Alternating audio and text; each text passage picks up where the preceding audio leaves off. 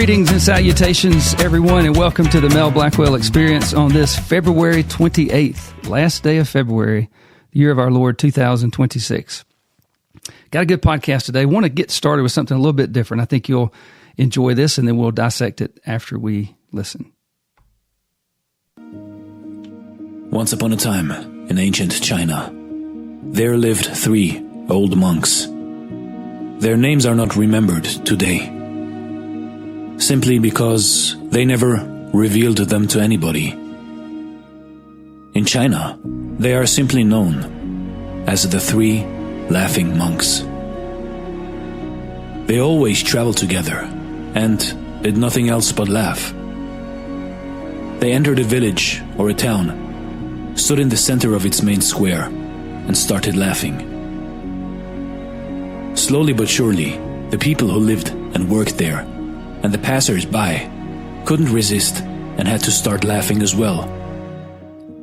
Until a small laughing crowd had formed, and eventually the laughing had spread to the whole village or town. That was the moment when the 3 old monks moved on to the next village.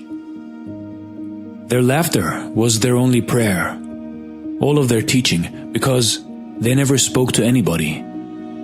They just created that situation. All over China, they were loved and respected. The people had never known such spiritual teachers before or after.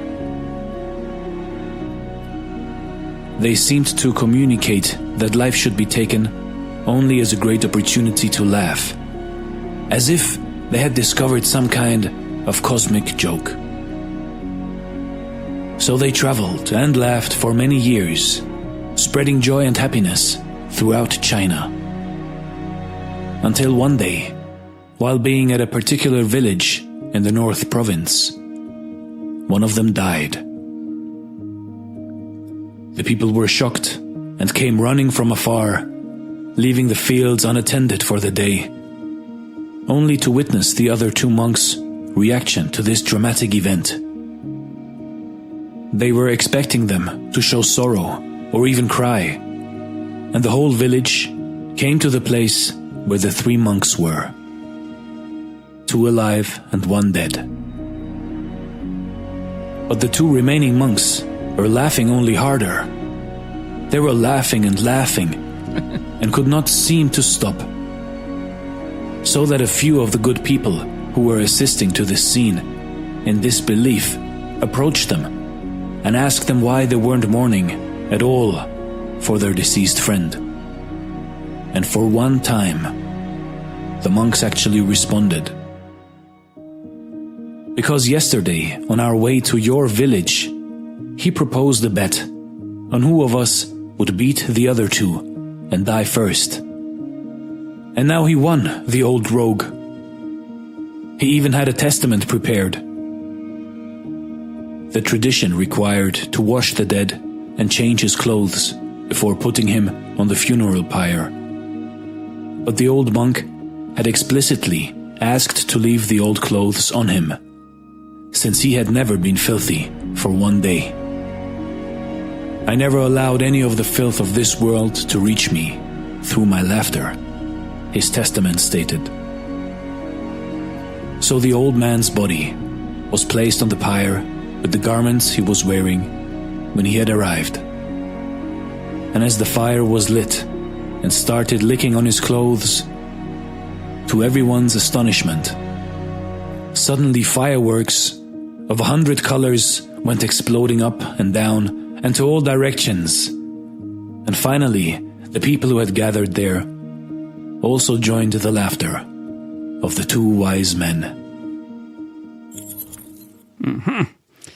All right. Well, I'm not trying to make you guys Buddhist monks or anything, but that's fascinating, isn't it? I've always thought this, particularly in business, that humor and laughter, when you hear laughter in the halls of a culture, and that's, we're not talking about laughing in a bad way, making fun of people, bullying people. I'm not talking about that. But it is, one of the funniest things in the world is laughing at each other. But it's just, laughter is an interesting thing. And so laughter that is an offspring of joy is what I hear them talking about, right? And so I want to talk a little bit about that in the way of best practice, and also kind of an antithesis to that I see out there in so many things now. So there's the service model in companies has just gotten kind of wacky sometimes. But, biblical joy, as it's talked about, which I'm saying is the ultimate source of this type of laughter. If you could imagine being somebody that no matter what happened, you remained joyful, then it might, put a snicker or even a ha ha ha comes out of you, some laughter. So real joy is supernatural. It's spirit induced. It's a fruit of the Holy Spirit that grows in believers. That's Bible based. If you look at Galatians 5:22, Romans 14:17, it calls the kingdom of God, righteousness, peace, and joy in the Holy Spirit. It's independent of circumstances, meaning what I'm talking about in business, where you just have this general sense. You could almost say that this laughing monk thing could be that leader in business that just is unshaken, that gets calm in the storm. Like when Jesus did, there's a storm, he's sleeping, and the disciples are like, dude, wake up, we're going to die. And he's like, you seriously think that God's going to die on the ocean? Watch this, poof, and he calms the storm. So the type of joy, the type of confidence, the type of faith that, hey, we'll get through this, the calm that comes with it, can be attached to this kind of independent of circumstances that can even thrive in trials and suffering and persecutions. And, that's biblical. James 1, 2 through 4, 1 Peter 6, 1 Peter verse 6 through 8, in Acts, Hebrews, and many times in the Old Testament. And then you get even to it's a response to God's work, not our work. And that's in business a real powerful thing. And look, I know there are a lot of people out there who's like, Mel, I don't even like, Christians and stuff like that. And I get it. I feel sorry for you, but you can still benefit from wisdom, but you won't get joy from the world. You will not get what they're talking about. Now, these monks didn't know who Jesus was, and they might have laughed themselves all the way to not get into heaven. I don't know. But it's the type of joy that could almost bring a chuckle or a smile or a sense of calm that somebody is almost like weird to somebody. It's like, dude, they're about to throw you in the lion's den over there. And you're like, a joyful response is a response to God's work. There's deliverance, there's salvation, there's spiritual growth. It's about God's presence. It's about the fact that heaven's rejoicing, and you realize you're in a spiritual battle, and you know that you're on the right side of the rope. And if you take one on the chin for God, then you realize there's joy in that, right? It may not be fun. And so then the other part to emphasize is it's strength given and choice oriented, meaning that you do have some impact. The joy of your Lord is your strength, it says in Nehemiah, right? We're commanded to rejoice always, says Philippians, Thessalonians. And sometimes it's so deep and inexpressible that laughter makes sense, or being brought to tears or choking up, you know what I mean, which are real close in the brain.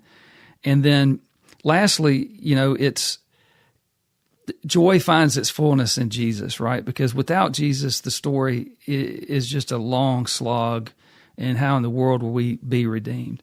But in the end, when you realize, wow, the battle is already won. I'm still in the fight here, but it's already won on my behalf. I think that's where joy comes from. So remember that when we're talking about business, because joy provides an anchor. It provides stability in the storms. If you understand that you're not going to get joy from the business or from those type of things, it's going to come from something bigger than that. It has to be something that you're standing on, that your business can be rooted in. And so it takes a little bit of the pressure off. I call it, don't give a SHIT factor. I won't say it, but don't give a crap factor.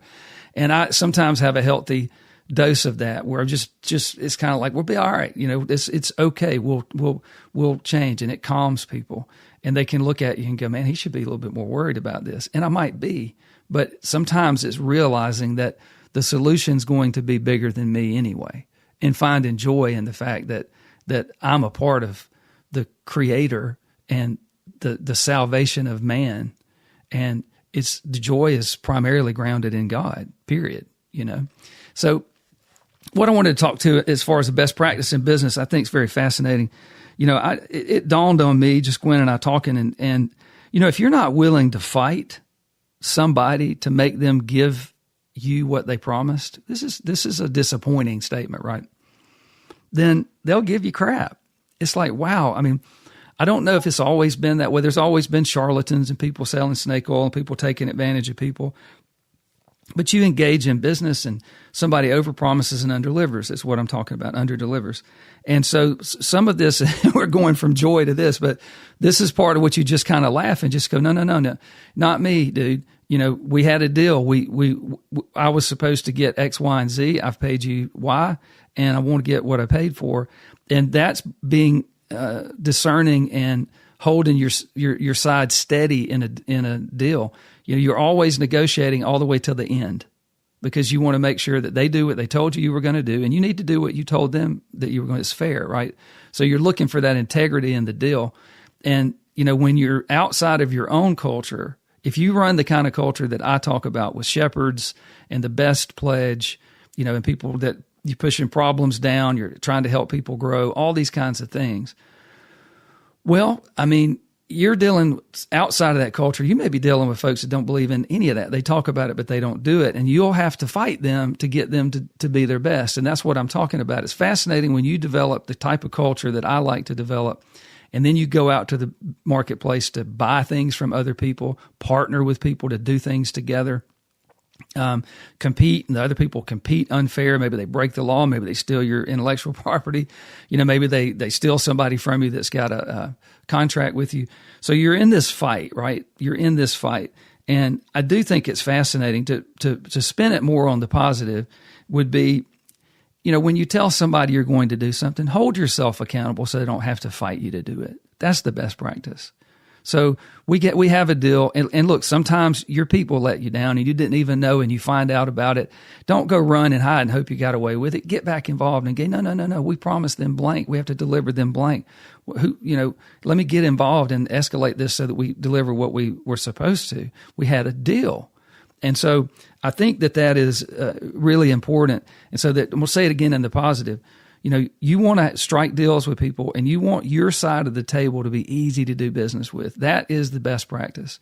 In business, a culture that's easy to do business with, not easy to take advantage of, not easy to, screw over, not easy to push around, I'm not saying any of that. I'm saying you're the slope of the treadmill that you put your, the person buying from you, the person in a partnership with you, the person that you're working with, the people that you're dealing with to buy your trade show exhibit plan. I mean, when you're the customer, your mindset is, I want to be easy to do business with because I don't want to have to pay for inefficiency that I caused.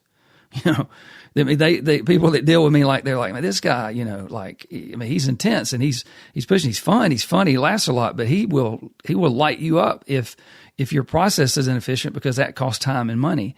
And so, and then when my process is not efficient, I don't want to cover for it. I want to go, man, here I am. I'm supposed to be like the Yoda and I suck, and we laugh. Ha, ha, ha. Let's fix this, So if you can keep things in that realm of easy to do business with, trying to make sure your people understand, wait, no, that's our brand. When you buy, that's our brand. When you sell, that's our brand. When you are out doing something after the trade show, that's our brand. When you go home, that's your brand. I get it. There's a time that you disconnect from the brand, but that's where the best pledge is cool because you're like, but still go be your best self. I don't get to tell you your values at home. I don't get to tell you what is the definition of best for you personally with your wife, your kids, your husband, your whatever, your family, your community. Whatever it is you do, that's up to you. But I still want to challenge you. Whatever that definition of best is for you, you need to go do that, right? I want you to do that. Why? Because you at your best are going to be a lot better person. You're going to be a lot happier, but also you're a better raw material in our business to implement best practice. I'll say it again. People being their worst selves are a bad, it's illogical to assume you will get best practice out of them at business, right? It makes sense. That's why I named my book that's coming out. Golly, it says to say Saturday, so it's coming out Monday, Tuesday. It's coming out in 3 days, y'all. It's been a long slog, and I'm so excited. So Tuesday, March 3rd, I guess midnight going into March the 3rd there. You can buy the book. It'll ship. You can get it at Barnes & Noble online. It won't be in the bookstores yet, but it'll get there. And then, but online, Barnes & Noble or Amazon. And Amazon is really a better price, to be honest with y'all. So Amazon, I've put the Kindle book on sale for 99 cents. So you can actually, if you have Kindle, you can get the book for practically nothing. And the reason we do that is it pushes for a big wave of folks that will buy it, read it real quickly, and then please, Lord willing, leave me a good review. That's what helps me the most in the algorithm. Read it, give me a good review. And if you buy the book and leave a review, it's much more valuable because you're considered a verified reader because they have a record of you buying the book.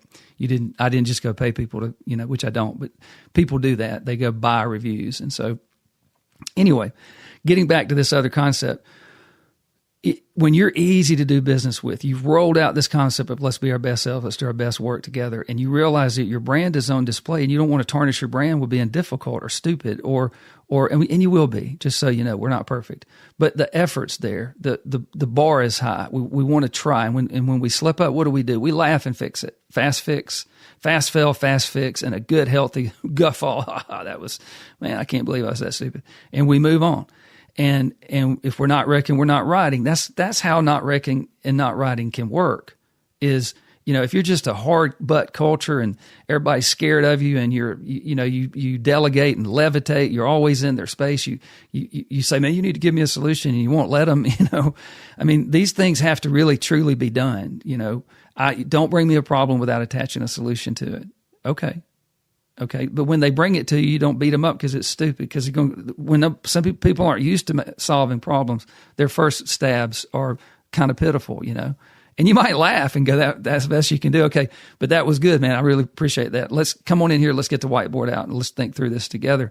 It's developing people, getting people to be superpowers of best practice and problem solving and teamwork and uniting and trying to elevate the brand in all things. So when you promise somebody your side of the deal, if you'll pay me X, I will deliver you Y. Your culture needs to be laser focused on one thing. I want to be easy to do business with, and I want them to get what we promised. I had a friend of mine that I went to work with years ago at Octagon, which was an incredibly brilliant content management software system before they existed. I mean, it went toe to toe with some, hundreds of millions of dollar companies. And here we were just in Birmingham. But James was from South Africa, and he would say things, and he would say, "Don't make your problems my problems." And he talked I can't do it, but he talked South African and English. And I would go, "Dude, that's awesome. That is so good." And it's true. So in our culture, when you're easy to do business with, you say, "Well, give me something more, descriptive, Mel. What do you mean easy to do business with?" Okay, there you go. James Smith. Don't make our problems other people's problems. It's our problem. They shouldn't see it. They shouldn't smell it. They shouldn't feel it. They shouldn't have to deal with it. There's no weight on them. We take care of our problems. So behind the scenes, we might be like that duck underwater and we're just paddling, but above, there's no ripples. We're not making it difficult on them. So that's how you be easy to do business with, right? So in that sense, don't make your problems my problems. Don't make your company's problems your customers' problems. Don't make somebody goes, "Yeah, you ever have a bad experience and you call in and they tell you, why you had a bad experience." And you're just like, "I don't care." I do, but I don't. Like I have enough problems in my life and my work that you're making your problems. "Yeah, well, you understand. Well, see, we had a system glitch." "All right, well, good. What you going to do? What's in this for me now?" Right? "You're late. This is expensive. This costs me something. I don't want to be spending time with you on your phone listening to your problems." I know that sounds mean, but I don't mean it mean. But my whole point is if you don't stand up for yourself in business, you get run over. There's so many things where somebody goes, "Yeah, well, with this design thing we're doing, you get 3 designs and we'll do all this different stuff and blah, blah, blah." And after the first design, they're gone. And you're like, "Wait, whoa," and now you have to go fight them to get what you wanted. That is damaging to the brand. So our best practice in business is to say, okay, we will be our best selves. Of course, we're going to solve problems internally, of course, but let's live up to our brand. Be on brand. Okay. The brand is all those core values. It's not being difficult to do business, being easy to do business with, and we'll solve our side of the problems and you won't feel it. And if you do feel it, we'll get to you first. Y'all remember being taught that if you make a mistake, report it before the other person has to. Do you realize what a superpower that is in business? that when something goes wrong and you get to your customer before they even know, and you say, dude, something went wrong. And I'll give you another superpower in business. Start with the solution, the end in mind. Meaning, if you call them up and freak them out, hey man, I got something to talk to you about. So, all right, look, are you sitting down? Because this morning, when you do that to somebody, man, their blood pressure goes up and they've got all kind of stuff going on, and they're like, what the heck is this turd about to tell me? But if you just come in and go, hey, I do have something. Look, it's all good. We got it fixed. Your product's going to be to you by 4:00 this afternoon. Oh, okay. So now you can tell me the story, and I don't have to sit there like I'm in a thriller. I know the end. So make it a non-thriller. Here it is. Here's the end. This is what you get. And even if it's not great, I'm like, okay, that's it. Yes. So look, we were supposed to have it to you today. It's going to be in the morning, but it's taken care of. I can guarantee you it will be there in the morning. Okay, is that okay? Will that work for you? Because I've already got it fixed before you even knew it was a problem. That's a superpower. So the superpowers we talked about today: be easy to do business with. This goes on top of everything we've ever talked about. Okay, but be easy to do business with. Remember the James Smith focus there. Don't make your problems my problems. Don't make our problems other people's problems, partners or anybody else. And if you do, if your problems bleed over, right? If some of your, stink gets off over there in their world, self-report it and let them know, hey, I'm going to tell you about this before you even know about it. But here's the good news. It's already resolved. Here's the solution. And then you can tell them the story as much as they care to hear. That's cool stuff. So one of the reasons I've been a little delinquent in doing my own podcast, which I really enjoy doing, is in the process of getting this book out, I'm actually doing other people's podcasts, a lot of PR. And I'm somewhat an army of one. So, but I've met some really cool people. One of those is a gentleman out of the UK. His name is Niels Brabandt. And Niels has a fantastic background. He's very capable, very accomplished man. He has the leadership podcast that he does in several languages, in English and in German. And he has a great background. And he was highly successful in the international career in IT training and implementation. He earned multiple Global Trainer of the Year awards. And his podcast, the Leadership Podcast, reaches over 30,000 listeners in more than 40 countries. And so when Niels and I connected and he asked me to be on his podcast, I was honored. Now, his style is really cool. Like, I really recommend that you guys follow him. He interviews a broad base of different people from different cultures. And it's important, me being a culture person, when you start going international, you have to understand the culture in which the business culture resides, right? So in America, we reside in the constitutional republic. In European countries, you reside in the laws and culture of that country. And so you are a subculture of your country culture, right? And so I had been listening to him, and I find him fascinating. He interviews really quickly. It's kind of brisk, and he knows his stuff. And if you throw something out there, he will challenge it, right? He's not a pushover. And so I went on to his podcast. I want to play that. It's less than 14 minutes, and I don't think he'll mind because I'm giving him all the credit. I posted it on LinkedIn, and you'll be able to look him up. So if you want to look up Niels, it's Niels, right? It's the Leadership Podcast. And it's basically, he has his network is NB Networks, his initials. N is in Niels, B as in boy, .network. But let's listen to this interview. This is about uncommon sense. He had I had sent Niels a preview copy of the book, pre-published. But by the way, the book publishes on Tuesday, March 3rd. Oh, that's huge for me. So I really ask you guys, please. I've put the Kindle book on sale for 99 cents. So if you have a Kindle, you can download it for practically nothing. All I ask of you is give me a review, a good one, of course, but just 5 stars if you like the book, say some good words, and off we go. But that, in the world of self-publishing, that's everything, right? So I have a publisher. I've put a lot into this. There's a lot of PR going on. But that's what you can do. Buy the book. You can get it immediately on the 3rd via Kindle, or you can order a hard copy or a paperback, and off they'll come to you. And so anyway, let's listen to Niels. He had read a preview copy of the book, and he really liked it, and I was honored. And then we he had me on the podcast, and here's how it went. Company culture, corporate culture, and your workplace. And when you now think, oh, that's basically the place where I don't want to be at all, then you're exactly right where we are here today. We have an expert exactly on how to fix your workplace with us here today. Hello and welcome, Mel Blackwell. Thank you, Niels. It's happy to be here. Thank you very much for taking the time. So you wrote the book about how pretty much people can fix their workplace, the uncommon sense. While most people say you need common sense, you say uncommon sense. How to fight to fix your workplace culture in the Wild West of business. And probably, most likely anyone will say, yeah, Wild West pretty much is what it is. The question is, how can they fix it when they say, well, maybe I'm not the CEO, I'm not the senior executive, so I can't fix it. Or can I? What's your take on that? Yeah.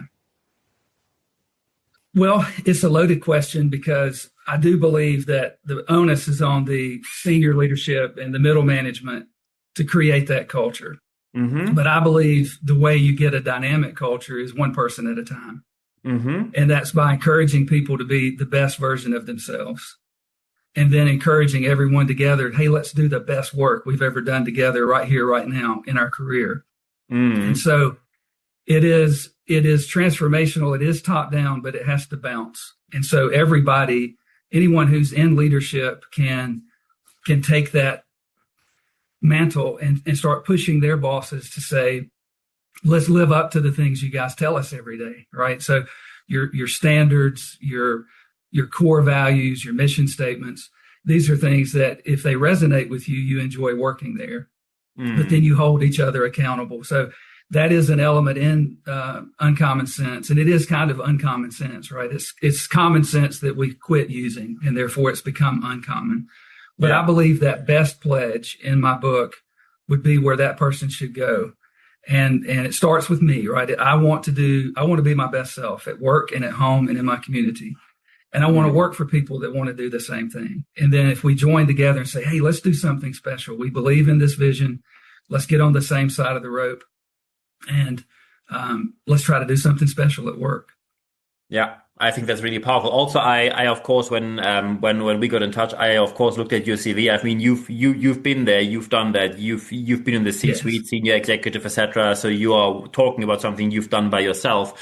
When you now say yes. It's important to create a problem-solving culture, many people, and of course, when I prepared for this interview, they said, look, I see certain problems, and as soon as I address them, the thank you notice, I get them on my table, and I have more work to do than ever before. And when I don't fix them, I get blamed for not fixing it. So how, in your opinion, does a problem-solving culture really looks like? I thought you addressed this well in your toxic podcast. So it's these things are not always and never true, right? And so I try to be provocative to get people to think, to work together, what I call on the same side of the rope. Mm-hmm. And so, if you think of a tug of war in business, sometimes you feel a resistance. So the problem-solving culture starts with one simple rule. And most of what I learned, Niels, was because I was screwing things up, trying to figure out how to unwind what I didn't do right when I was young. And I came up with a philosophy that if someone could bring me a problem, I would ask them, take a little more time and attach a solution to it. Mm-hmm. So it became transformational. I tried it and it changed the culture. And I was like, wow, people are hungry to solve the problems that they should. And this was to your point. They shouldn't have to solve the problems somebody else should solve. And so it starts with this random concept of only do your job. And if you think about the best teams, you and I were talking a little bit about ice hockey. Think about the best teams. Every player does their job. Now, they will cover for each other, and they'll help someone recover if they slip. But in the end, the most powerful culture is the one where nobody's doing anyone else's job, but everyone's doing their job. Mm. And so the problem-solving culture is simply to try to figure out how to get the problems pushed down as close to where they exist as possible. And I have a concept that I call the Good Shepherd, right? So if you read Uncommon Sense, it sounds like, wow, this guy's kind of tough. But it's only as a shepherd. The shepherd is tough when he's dealing with the wolves or mm-hmm. a sheep that's like, hey, you're going to get hurt if I don't help you, or you've gotten lost, let me help you. So he's tough sometimes. That's why I call it the Wild West. But if you allocate problems to be solved in the business, as close to where they reside as possible. People become empowered, and here's the thing though, you have to remove the obstacles for them. Because if I have the power, that's my job. So I hand you a problem, or you bring me a problem with a solution, and I'm like, Niels, go do that. So there are three things you have to do in that culture. One is you have to remove obstacles, which include red tape, other people resisting it, people in the business that would try to sabotage, toxic people. But the other thing is you have to allow them to make mistakes. So I have a concept in my book that my brother taught me when we were kids called, if you're not wrecking, you're not riding. And we learned that riding motorcycles. And he was older than me. So he would wreck and come back so happy. And I was 4 years younger, and I would be like, my gosh, you wrecked Uncle Roland's motorcycle. And he would get off his motorcycle, fix the handlebars, and get back on and look at me, kind of like Ricky Bobby in that Talladega Nights movie. Yeah. And he looked at me and said, Mel, if you're not wrecking, you're not riding. And I was like, he's crazy. Yeah. But in business, it's true. But you have to create a culture where people can make mistakes. You're mentoring them. They recover and they grow. And so Excellent point. A long picture of how you create a problem-solving culture. So that probably the reason you do it, Niels. I said the reason you do it real simple is because if problems flow up, you might be succeeding in business, but you're choking. Right? You're choking your bosses, and it's their fault. They should push the problems down and help you remove obstacles and solve them. Yeah, absolutely. So that probably goes against the idea what some people think, that as a leader, you have to be strong. You have to be telling people what to do. You have to check in every day or every other day what they're doing. You have to control them. You have to get them back in the office every single day. You would say that's not an up-to-date leadership culture. I would think that where I could help people is your role. The higher you go in an organization, you're a shepherd. And the more you give, the more freedom you give to grow, the more responsibility you give away, the more credit you give away, the more times that when they fail, you stand beside them. When they succeed, you push them out front. And that's more of a shepherd's mindset. And so the more they can do on their own, the more you can do your job. And that's where, if you come back to a couple of things, I'm going to do my job. I'm not going to do anybody else's job. Everybody in the business can say that, but we are going to cover for each other. And then secondly, we're going to remove obstacles and take care of people and give them some room. Give them some. If you don't let people, I'll tell you a quick story. When I was a little kid, the way these things happened to me was that I lived something and I thought, how can I create language to communicate this to people? Because I was always into stress cultures or startups. So people might listen to me or read my book and go, wow, my business is not nearly this disruptive, or my business doesn't have as many people struggling and fighting over things. But for me, I walked in and somebody said, hey, my business is in a disruptive state. What can I do? But when I was a kid, I would try to keep up with my brother on my bicycle, just a little bicycle. And when my chain came off, I couldn't put my chain back on. And so my brother would come back, put the chain back on because he wanted to hurry, and then I could ride again. Well, I was not growing. Okay. It was very kind of him to come put my chain back on, but I didn't. What he did one day is he came back and said, watch me. I'm only going to do this one more time. Yeah. You need to learn how to put your chain back on. Now I put my chain back on and I developed freedom. I could go. Now, then guess what happened? I could go further and get lost in the woods. So those, every time you solve a problem and grow, you just grow into a bigger, more capable problem. And I think that's our role in business, is to develop people. Yeah. And I think that's what we should do. Absolutely. What would you now say if someone says, because there's one chapter which you call creating a pony up culture. When someone else says, look, I work in this huge corporation. Who am I here to say I am going to change that? I'm probably one of 400 managers in this huge organization. When I now suddenly change, maybe they just take me out of the equation suddenly. What would be your take on that approach if someone says, I think I just can't change it. It just is as it is? Well, first of all, I really like the way you approach things, because I do think you fight for those people, and I think it's valiant. It's tough. You have to stand for something, and that's what the pony up culture is. And if you are working in a culture where being your best self is punished, then I think you have to circle back to yourself and say, do I really want to settle to work here? But sometimes you have to. We need our jobs. I've stayed in jobs before that I hated because I couldn't, I had kids. I had to do things. And so Yeah. I think you do the most you can. There's an old saying by a gentleman, Art Williams, that was one of my mentors. And he was an interesting guy, and I won't go into him. But he always said, all you can do is all you can do, and all you can do is enough. Mm. But he was the hardest, toughest guy. He didn't settle for anything. He was the most excellence-driving human being. But deep down inside, he knew that when you get the most from somebody, it's enough.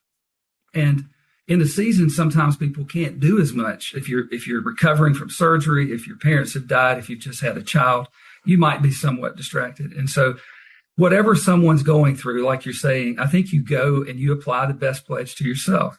I will be the best person I can be, the best version of myself. And that's personal.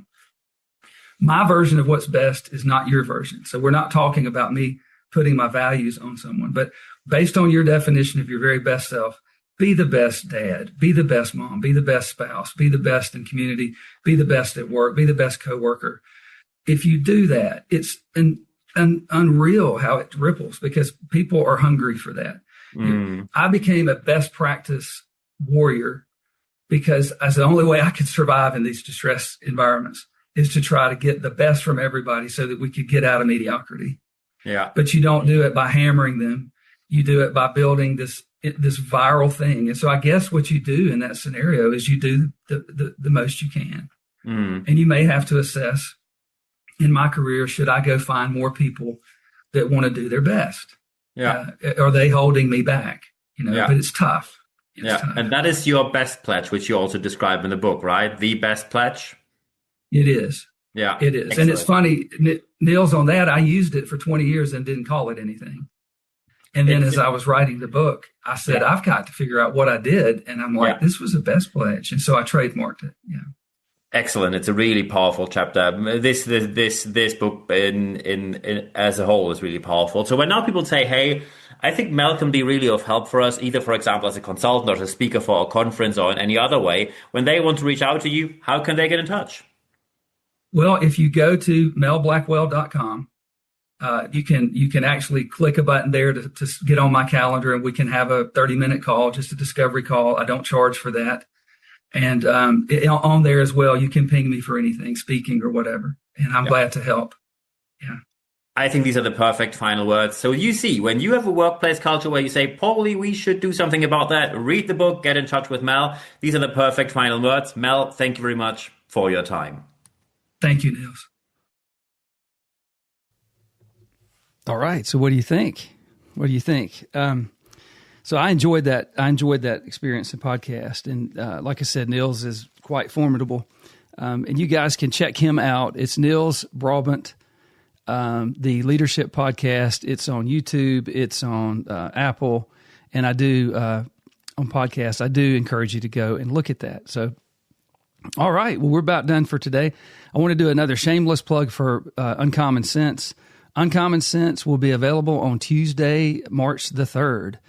And I will say this, I think a lot of people think the hardest part about writing a book is actually writing it. And it's not easy, but I've learned that's not quite true. The hardest part is inviting people into something that took so much of you to create.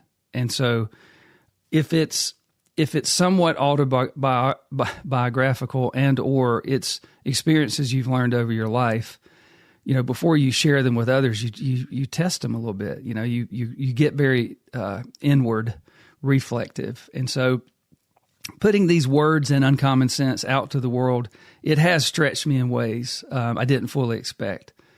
And but I encourage people in the book, hey, to reach out and stretch. And so I chose one brave action at a time to say, hey, let's write this book. And so I hope you like it. Now, the early feedback is it's a great book. Like I've had some really critical people read it, and they're back with me real quick and going, dude, this is fantastic. Like, you wrote this? And I'm like, yeah. Like if you really have I know my mind is twisted, but if you have an ugly pet, like let's just say your dog is ugly, and you go out and you show it to somebody, after a little while you realize, man, I got an ugly dog here.